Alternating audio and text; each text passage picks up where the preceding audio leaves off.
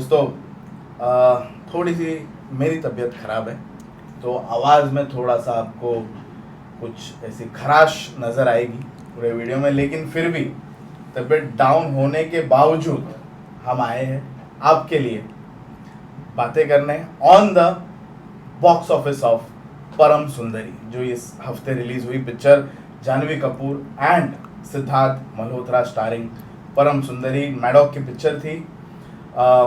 इसका रिव्यू आपने हमारे जो एक्सपर्ट्स है राजू चौधरी जी अवंती फिल्म्स पे आपने देखा होगा।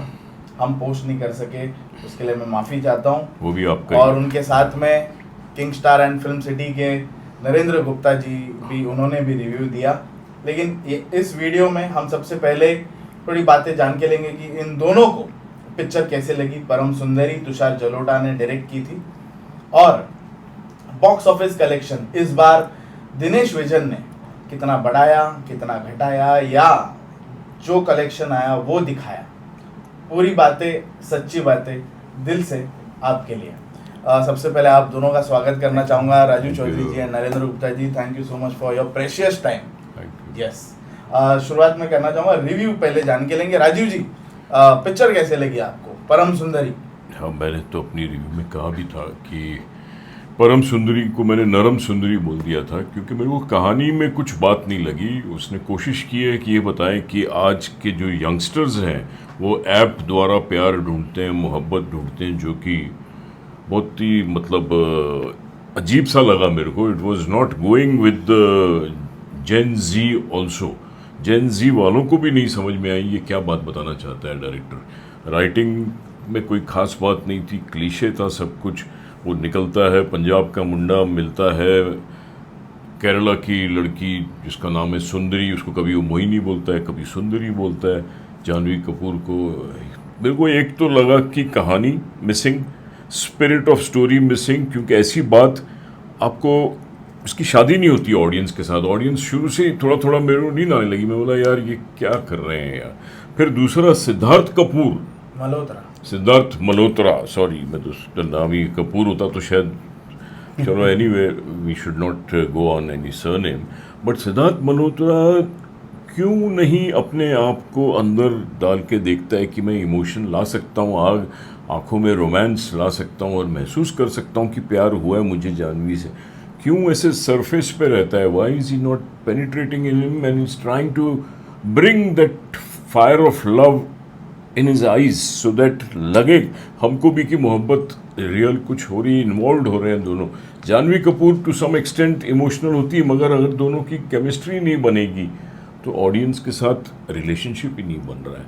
तो आपको सब ऐसा लगता है यार ऑन द सरफेस जा रहे हैं। सिर्फ केरला के सीन्स अच्छे लगे, केरला की ब्यूटी बहुत खूबसूरत है, camera man DOP has done a good job, but उससे सिर्फ फिल्म नहीं चलती। इसलिए मैंने फिल्म को 1 स्टार दिया था आउट ऑफ 5 और मैंने उसको कहा था कि ये film I don't think will cross beyond average, it is definitely below average. और कलेक्शंस भी अगर आप देखो, कलेक्शन पे आऊँगा मैं सर। ये आपका रिव्यू था, आपको 1 स्टार दिया था आपने, आपको पसंद नहीं आई थी पिक्चर। नरेंद्र जी, आपको कैसे लगी थी परम सुंदरी? मुझे बहुत ही बकवास लगी थी पिक्चर। मतलब सरदर्द था। सिर्फ लोकेशंस और फोटोग्राफी को छोड़ दें तो फिल्म में ऐसा कुछ भी नहीं था कि इसको फिल्म बोला जाए। इसको केरला की एक डॉक्यूमेंट्री टूरिज्म के ऊपर बोले तो ज़्यादा बेहतर होएगा। इस फिल्म का पूरी तरह से सत्यानाश किया इसके डायरेक्टर तुषार जलोटा ने, जो इस फिल्म के राइटर भी हैं सरप्राइजिंगली। जबकि कहानी कुछ नहीं है, 2 लाइन की कहानी है जो इंस्पायर हुई है चेन्नई एक्सप्रेस से। इन दोनों की पहली फिल्म छोड़ दी जाए, सिद्धार्थ की स्टूडेंट्स ऑफ द ईयर और जानवी की धड़क, उसके बाद लाइन से फ्लॉप फिल्में दी है इनकी। लाइन से कोई हिट फिल्म नहीं आई है। एवरेज कोई आ गई हो तो दूसरी बात है। तो लोगों ने इस पेयर को ना रिजेक्ट कर दिया है, इन दोनों को रिजेक्ट कर दिया है। और जब डायरेक्टर में दम नहीं हो, एक 10वीं पास से OTT पे पहली फिल्म बनाई थी जो साधारण सी थी, बिक नहीं रही थी।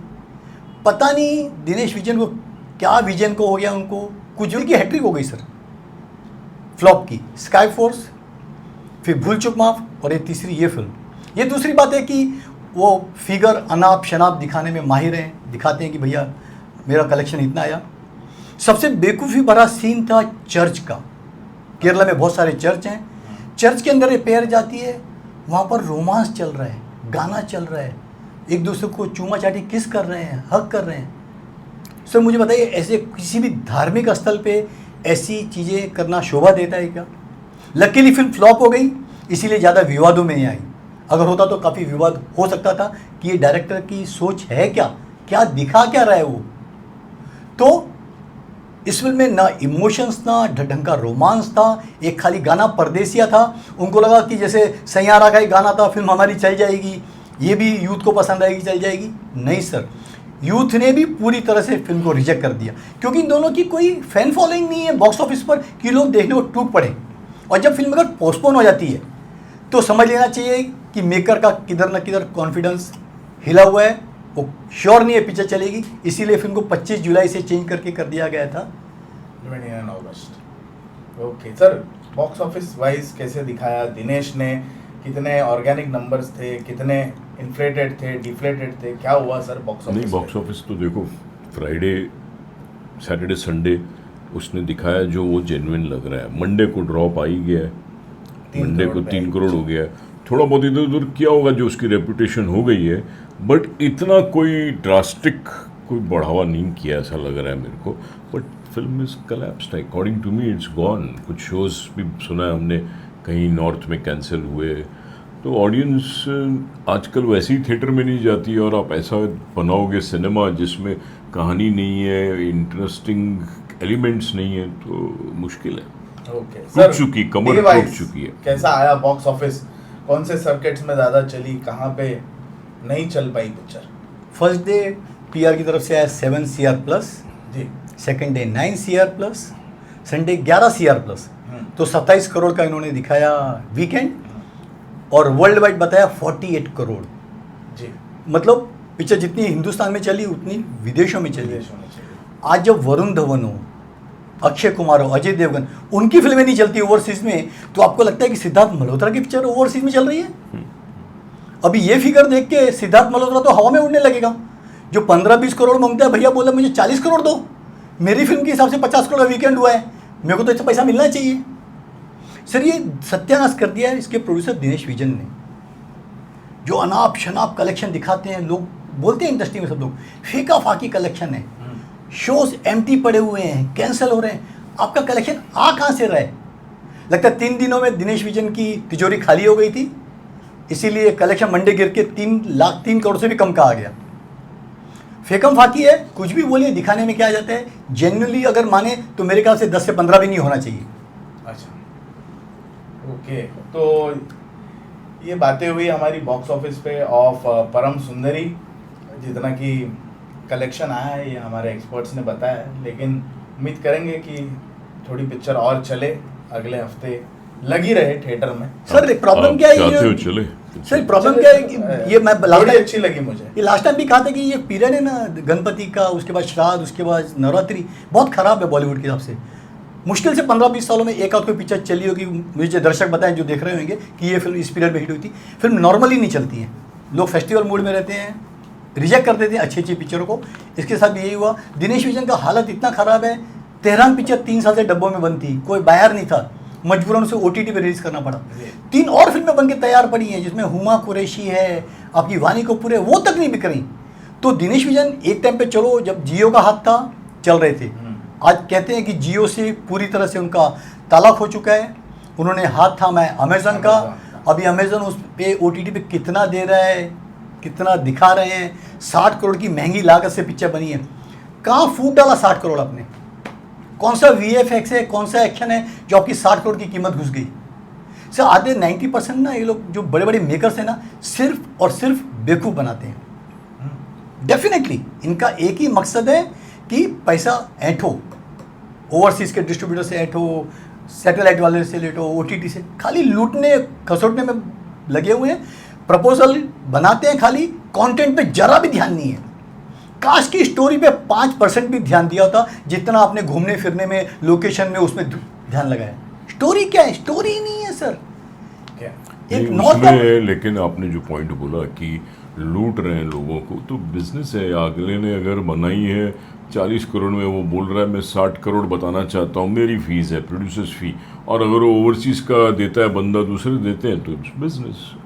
उसने सर, बेचा, उसने कोई कौनगिरी थोड़ी ना की सर, वहाँ। I don't think we should blame the producer, but film में अगर दम हो तो कोई भी त्योहार हो, पिक्चर चलती है। इसीलिए इंडस्ट्री का सत्यानाश हो गया ना, प्रपोजल बना बना के। हाँ। आपका कंटेंट खत्म हो गया है, लोगों को फेथ नहीं है। आप किसके लिए पिक्चर बनाते हो? दर्शकों के लिए बनाते हो। आज आपकी फिल्म देखने 5 साल से दर्शक आ ही नहीं रहे हैं। 8 महीने पूरे हो जाएंगे, कितनी हिंदी फिल्में चली हैं? सिर्फ 2 रिलीज हो गई होंगी 150 के आसपास। क्यों भाई? खाली मेरे नेगेटिव बोलने से फिल्में फ्लॉप हुई हैं? नहीं, बाकी दर्शक भी समझते हैं कि पिक्चर घटिया आ रही हैं। ओटीटी सबका बाप है। ओटीटी 100 फिल्मों से अच्छी आएंगी 1 या 2, 98 कचरा आ रहा है ओटीटी पे। तो लोग ओटीटी वालों को बेवकूफ बना रहे हैं, मैं वही बोल रहा हूँ। ओटीटी वाले की जो टीम, मार्केटिंग टीम, जो क्रिएटिव टीम है, नल्ला है एकदम सर। उनको समझ नहीं है कि क्या खरीदना है क्या नहीं लेना है। फालतू प्रोजेक्ट ओके कर देंगे, खरीद लेंगे, दिखा देंगे, उनका बाप क्या जा रहा है सर। इसीलिए खाली सर इंडस्ट्री ना, कमाओ पैसा ठीक है, आदमी को 2 पैसा कमाना मकसद होता है, लेकिन आज पुराने मेकर्स भी थे, अच्छी फिल्में बनाते थे, अच्छा कंटेंट देते थे, इसीलिए उनके गाने, फिल्में अभी भी यादगार हैं। आज की फिल्में क्यों नहीं यादगार हैं? क्यों नहीं लोगों को पसंद आती हैं? नहीं, इसमें दिनेश विजन का क्या फॉल्ट है? अगर ओटीटी वाला पैसा दे रहा है, बेवकूफ बन रहा है अगर आपके हिसाब से, तो इज अ बिजनेसमैन। तो बेवकूफ बनाया तो जियो को, जियो ने से कन्नी काट ली ना। कितनी बार बेवकूफ बनाओगे? 1 बार, 2 बार, 3 बार? चलो उसकी जर्नी है, अभी फिर मिल गया, एक और मिल गया। और नेगेटिव की जो आप बात कर रहे हो, जुड़ेगा, लोग आते रहेंगे। और नेगेटिव सिर्फ आप नहीं बोलते, हम भी बोलते हैं। अगर पिक्चर खराब है तो नेगेटिव बोलना हमारा धर्म है, हमारा कर्म है। मगर पिक्चर अगर थोड़ी बहुत कुछ धातु होती तो हम कोशिश करते हैं कि प्रोड्यूसर को प्रोत्साहन दे कि नहीं यार, बेचारे ने मेहनत की बट कहीं फेल हो गया, जैसे हमने स्काई फोर्स में बोला था। चलो ठीक है, ये था असली inside report of Param Sundari जो इस हफ्ते रिलीज हुई। आप लोगों को एपिसोड कैसा लगा वो जरूर बताना। पिक्चर जाके देखिए, आपने नहीं देखी, गाने सुने नहीं सुने, गाने बहुत बेहतरीन है पिक्चर के, जरूर हमको कमेंट सेक्शन में बताना। थैंक यू आप दोनों। यारो आप बन गए हो।